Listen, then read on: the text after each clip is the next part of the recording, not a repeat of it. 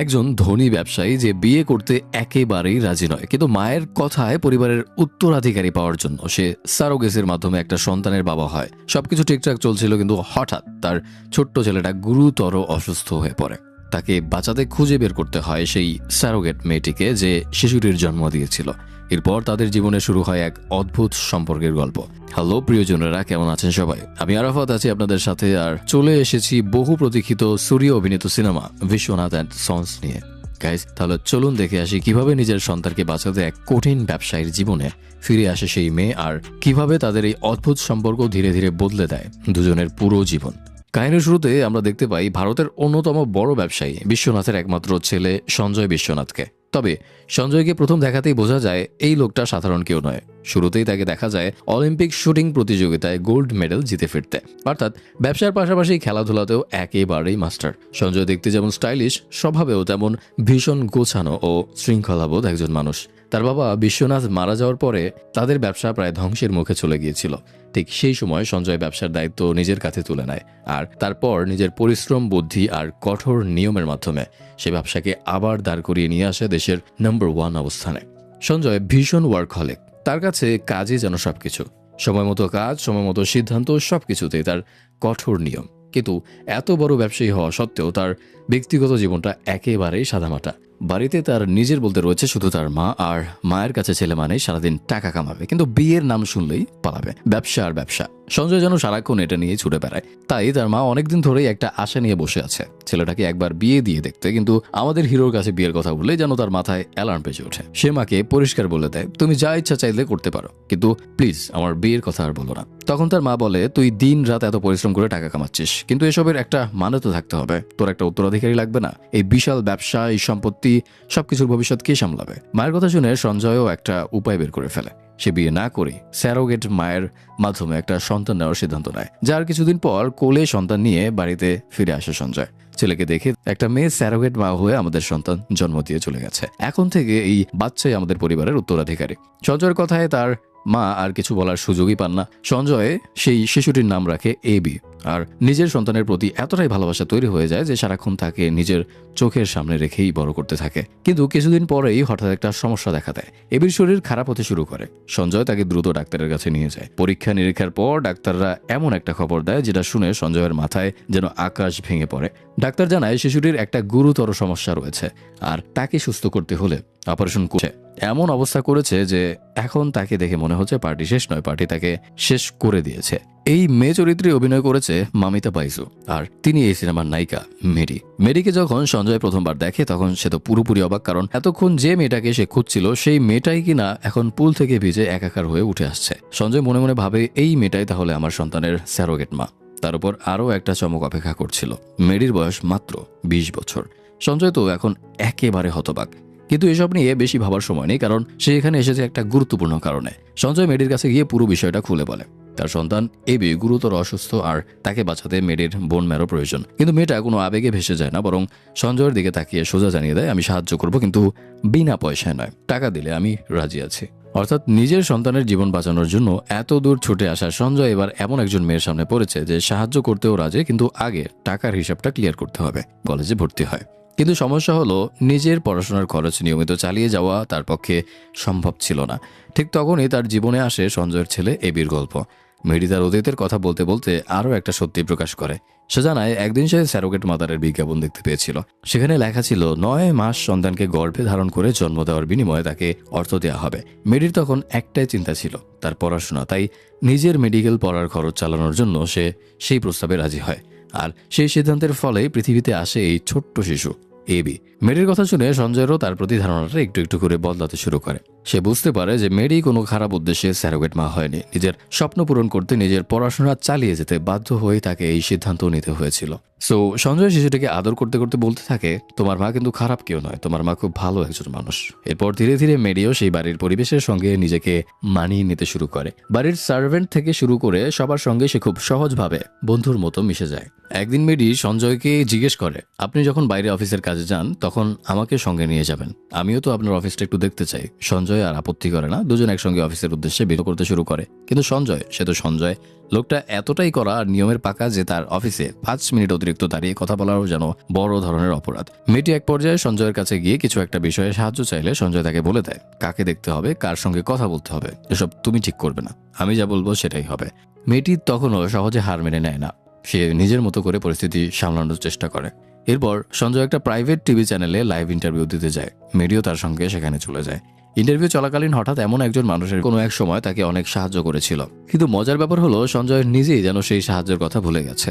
মেয়েটি তখন জানতে চায় এই অশোক আবার কে। তখন খোঁজ নিয়ে জানা যায় অশোক আসলে সঞ্জয়ের কোম্পানিতে প্রায় 30 বছর ধরে ড্রাইভার হিসেবে কাজ করা মধু কুমারের ছেলে। মধু কুমার দীর্ঘদিন ধরে সঞ্জয়ের সঙ্গে দেখা করতে চাইছিলেন, আর অশোককে দেখেই সঞ্জয়ের মনে পড়ে যায় বহু বছর আগের একটা ঘটনা। মধু কুমার ছিল অত্যন্ত সৎ এবং বিশ্বস্ত একজন কর্মচারী। প্রায় 30 বছর ধরে সঞ্জয়ের পরিবারের সঙ্গে কাজ করলেও তিনি কখনো কারোর কাছে হাত পেতে টাকা চাননি। কিন্তু একবার ছেলের পড়াশোনার খরচ চালানোর জন্য তিনি বাধ্য হয়ে সঞ্জয়ের কাছে টাকা ধার চেয়েছিলেন। সঞ্জয় তখন কোনো দ্বিধা না করে তাকে সেই টাকা দিয়েছিলেন। সেই টাকায় পড়াশোনা করে অশোক আজ বিদেশে গিয়ে বড় একটা কোম্পানিতে কাজ করছে।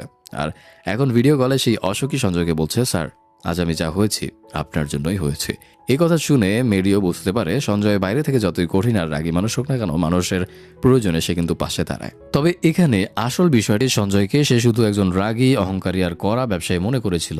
ধীরে ধীরে তার সেই ধারণা বদলে যেতে থাকে। মেরি বুঝতে পারে সঞ্জয় নিজের ভালো কাজগুলো নিয়ে কখনোই বড়াই করে না, কারো উপকার করলে সেটাকে প্রচার করে বেড়ায় না, বরং এমনভাবে করে যেন সে কিছুই করেনি।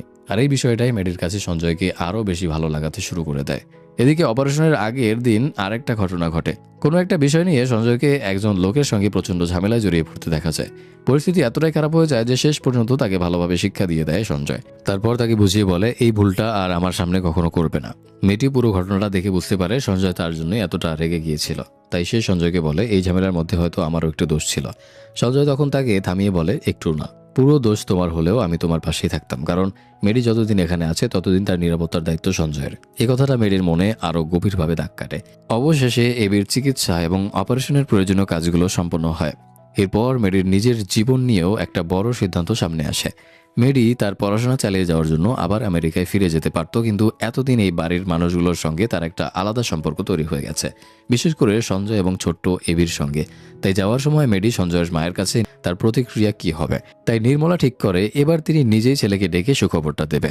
সঞ্জয়ের মা এবার আর ঘুরিয়ে পেঁচিয়ে কথা বলে না, ছেলের সামনে একেবারে সোজা সাপটা বলেছিলেন, তাহলে এত ভাবনা চিন্তা না করে ওকেই বিয়ে করে নাও। মায়ের মুখে এমন কথা শুনে সঞ্জয় একেবারে হা করে তাকিয়ে থাকে। কোনো উত্তর না দিয়ে সে মেয়েটাকে বলে চলো তোমাকে একটা ড্রাইভে নিয়ে যাই। মেরিও ভাবলো বাহ, অবশেষে হয়তো বরফ একটু গলেছে। কিন্তু সঞ্জয় গাড়ি নিয়ে তাকে শহর ঘুরিয়ে বেড়ানোর বদলে সোজা এয়ারপোর্টে নিয়ে হাজির। মেয়েটি তো কিছুই বুঝতে পারছে না। সঞ্জয় গাড়ি থামিয়ে তার লাগেজ দামিয়ে দিয়ে বলে তুমি যে কাজের জন্য এসেছিলে সেটা কমপ্লিট হয়ে গেছে, এবার তুমি তোমার নিজের পড়াশোনায় মন দাও, আর এসব প্রেম ভালোবাসা বিয়ের ব্যাপার মাথা থেকে বের করে দাও। মেয়েটি তখন বুঝতে পারে এই লোকের হৃদয় গলানোর চেষ্টা করা মানে পাথরকে আইসক্রিম বানানোর চেষ্টা করা।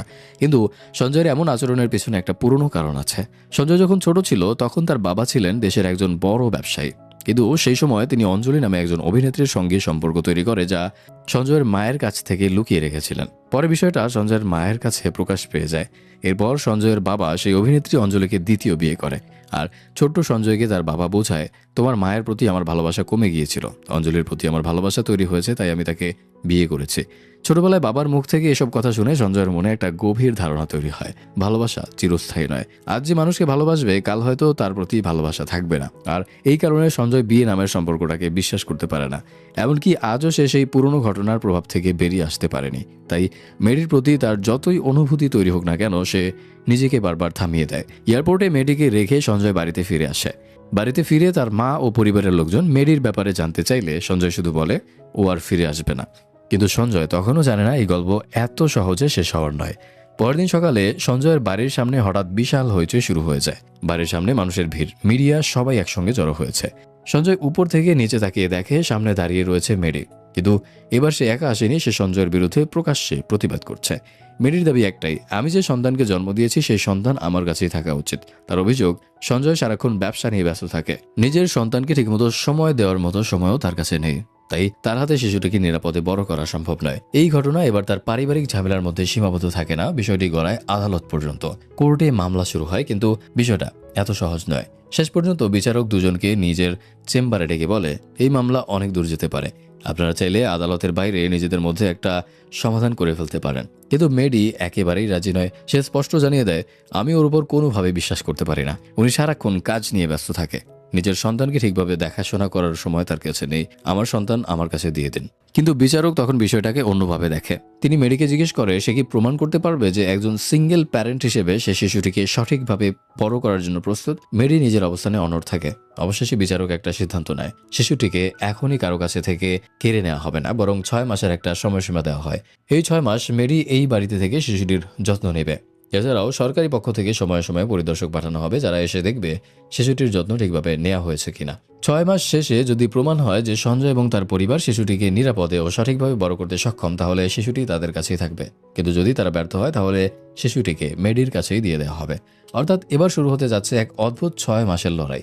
একদিকে সঞ্জয়, যে বিয়ে তো দূরের কথা, প্রেমের নাম শুনলেই পালায়, আর অন্যদিকে মেডি, যে নিজের সন্তানকে ফিরে পাওয়ার জন্য এবার তার বাড়িতেই 6 মাস থাকতে রাজি হয়ে যায়। শেষ পর্যন্ত বিচারকের এই সিদ্ধান্তে সঞ্জয় রাজি হয়ে যায়, আর কাট করতেই দেখা যায় মেডি আবারও সঞ্জয়ের বাড়িতে ফিরে এসেছে। মেডিকে বাড়িতে ফিরতে দেখে সঞ্জয়ের মা তো ভীষণ খুশি, কারণ তার কাছে দাঁড়িয়ে আছে একেবারে হতাশ মুখে। তার চেহারা দেখলেই মনে হচ্ছে, আমার জীবনে এবার আর কি কি বাকি আছে সেটাই শুধু দেখা। তবে এই 6 মাসের মধ্যে আরও অনেক মজার ও গুরুত্বপূর্ণ ঘটনা ঘটতে চলেছে। বিশেষ করে সঞ্জয় যখন প্রথমবার সত্যিকারের সিঙ্গেল প্যারেন্ট হিসেবে একটা শিশুকে বড় করার দায়িত্ব নিজের কাঁধে নেয়, তখন সে বুঝতে শুরু করে বাচ্চা বড় করা আর একটা কোম্পানি চালানো এক জিনিস নয়। সঞ্জয়ের মা রাধিকা পুরোপুরি সঞ্জয়ের পক্ষেই থাকে, কারণ তিনি মনে করে মেডিকে ছাড়া তার ছেলে আর নাতনিকে সামলানোর উপযুক্ত মানুষ আর কেউ নেই।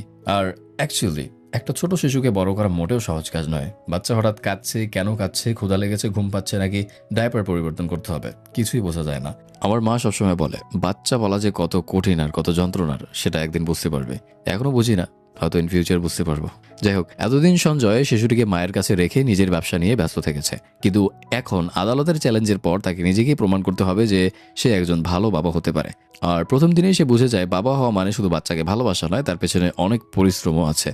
সবচেয়ে বড় সমস্যা হয় ডায়াপার পরিবর্তন করতে গিয়ে।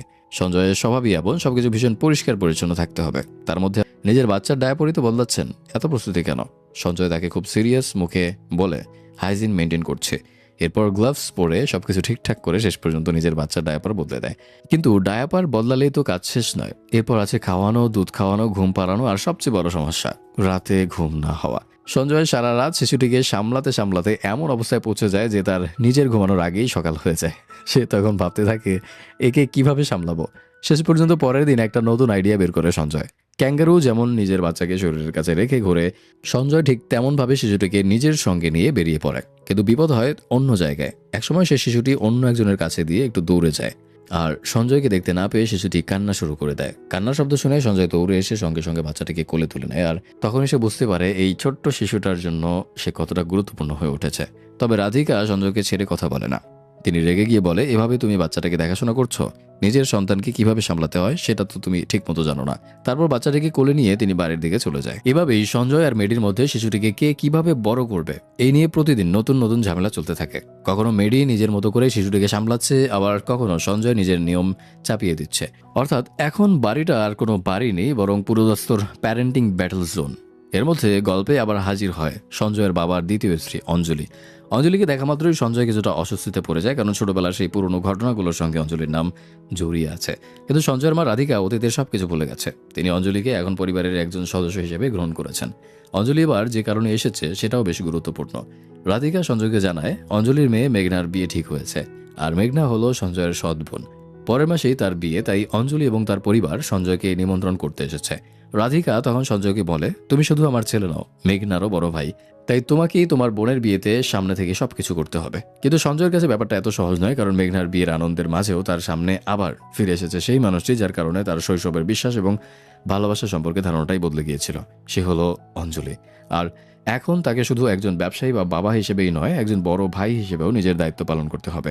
সঞ্জয়ের মা তাকে বলে, তুই তো মেঘনার বড় ভাই, তুই সামনে থেকে সবকিছু সামলে নে। কিন্তু সঞ্জয় একেবারেই আগ্রহী নয়। সে মাকে বলে, মা তুমি ওদের জন্য যা করতে চাও করো, আমি এসবের মধ্যে ঢুকবো না, শুধু প্লিজ আমাকে কোনো ব্যাপারে জড়িও না। অর্থাৎ সৎমা আর তার পরিবারের সঙ্গে সঞ্জয় যতটা সম্ভব দূরত্ব বজায় রাখতেই চায়।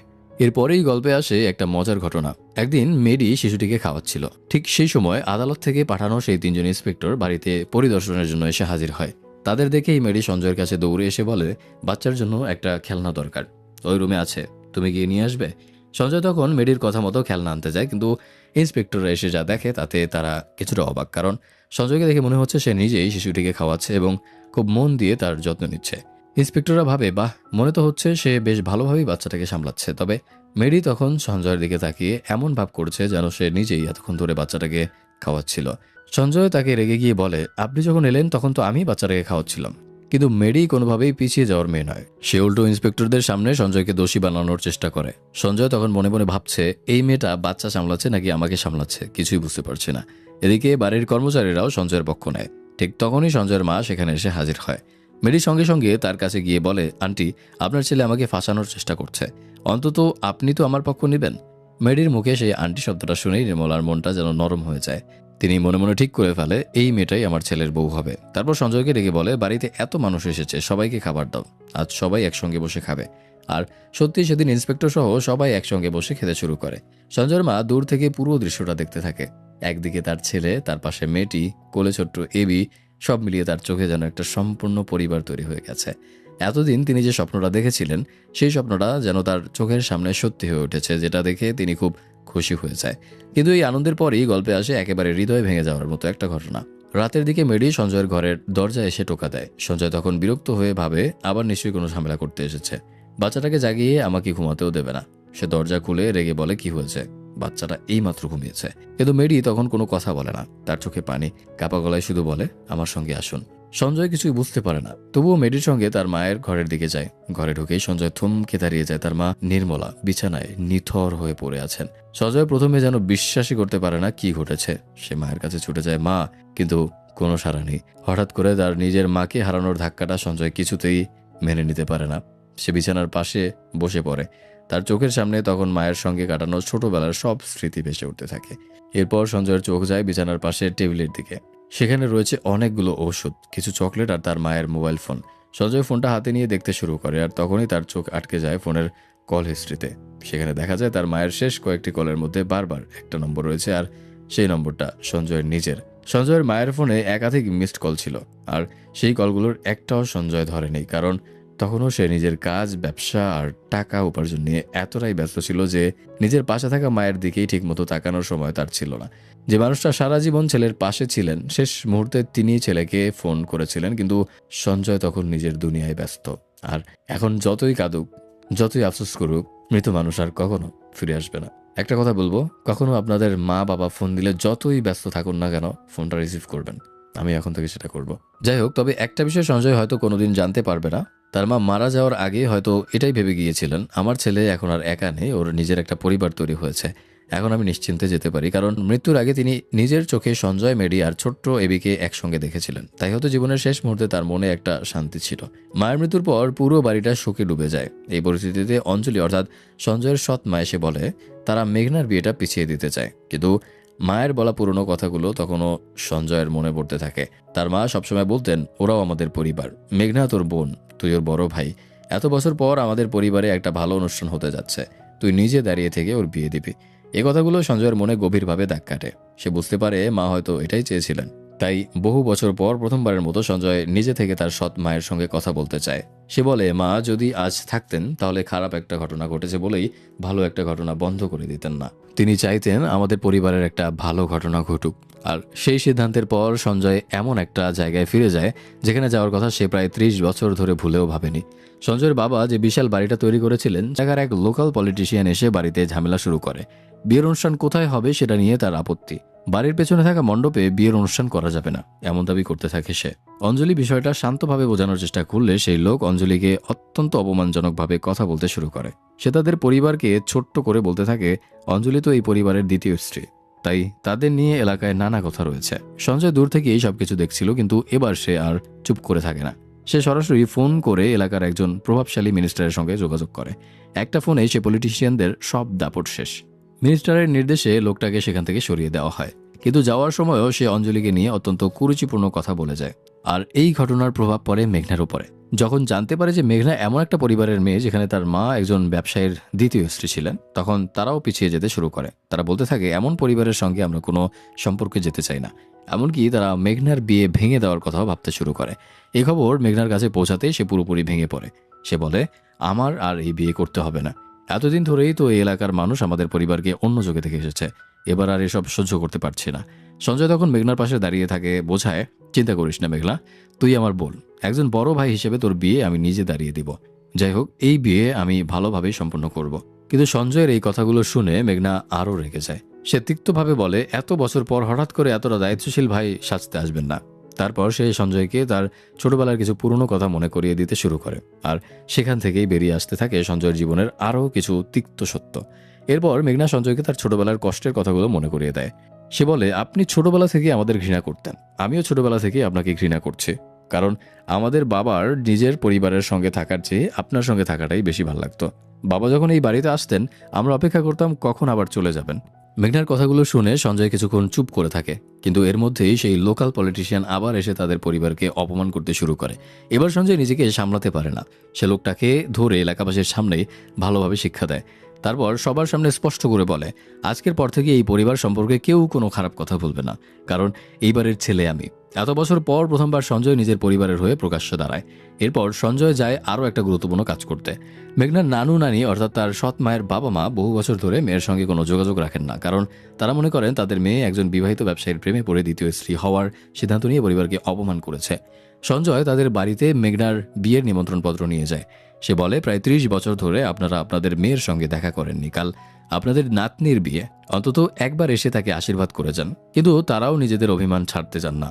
তখন সঞ্জয় খুব শান্তভাবে বোঝায়, রাগ অভিমান এসব সময়ের সঙ্গে কমে যায়, আপনারা বয়সে বড়, তাই আপনাদেরই আগে এগিয়ে আসা উচিত। শেষ পর্যন্ত সঞ্জয়ের কথায় তারা রাজি হয়ে যায়।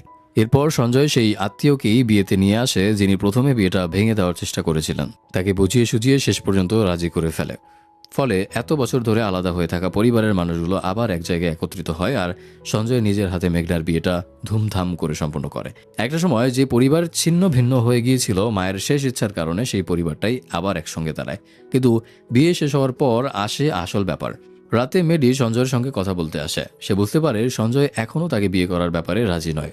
তখন সঞ্জয়ের সৎমা অঞ্জলি তাকে বলে, আমি বুঝতে পারছি তুই কেন বিয়ে করতে চাইছিস না, এর পেছনে আমি আর তোর বাবারও অনেকটা দায় আছে। তোর বাবার হয়ে আমি তোর কাছে ক্ষমা চাইছি। এরপর তিনি মেডিকে গ্রহণ না করার পক্ষে দুটি কারণ বলে।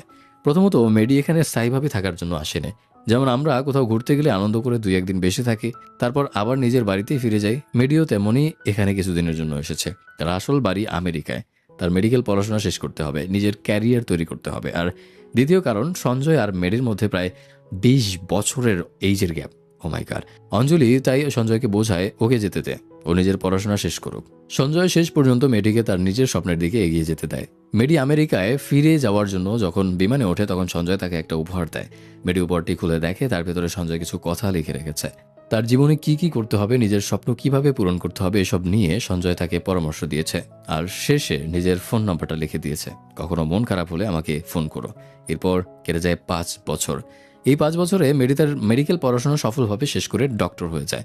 ডিগ্রি পাওয়ার আগেই সে সঞ্জয়কে ফোন করে। সঞ্জয় ফোনটা ধরে, দুজনের মধ্যে আবার অনেকক্ষণ কথা হয়। আর অবশেষে মেডির ডিগ্রি পাওয়ার অনুষ্ঠানে সঞ্জয় নিজে উপস্থিত হয়। এদিকে তার সন্তান এবিও বড় হয়ে উঠেছে। মেডি তার ক্যারিয়ারে সফল হয়েছে ঠিক যেমনটা সঞ্জয় চেয়েছিল, কিন্তু 5 বছর পরও একটা প্রশ্নের উত্তর এখনো বাকি। মেডি আবারও সঞ্জয়কে জিজ্ঞেস করে, এবার তো আমি পড়াশোনা শেষ করেছি, এবার কি আমাকে বিয়ে করবে? সঞ্জয় আবারও বয়সের পার্থক্যের কথা বলে এড়িয়ে যেতে চায়। তখন মেডি সরাসরি প্রশ্ন করে, আচ্ছা, যদি আমাদের মধ্যে বয়সের পার্থক্যটা না থাকতো তাহলে তুমি কি আমাকে ভালোবাসতে?